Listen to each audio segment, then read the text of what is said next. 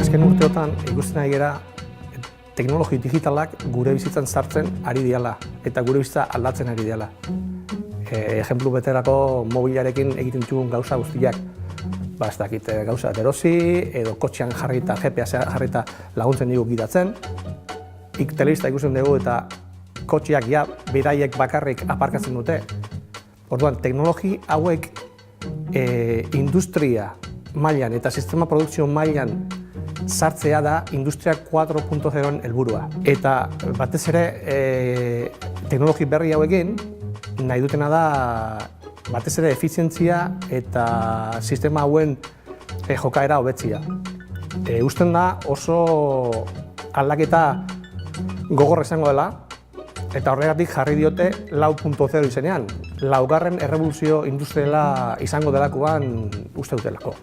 Teknologi berri hauek industriako sistema produkzio eta fabrikazio sistemetan ezarriko dira.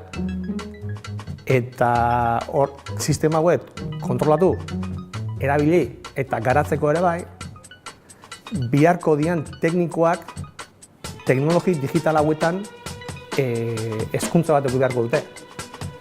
Nik uste orain gauden momentuan daukagun hezkuntza esate batekarako konbentzionala ez dago mundu honetara begira.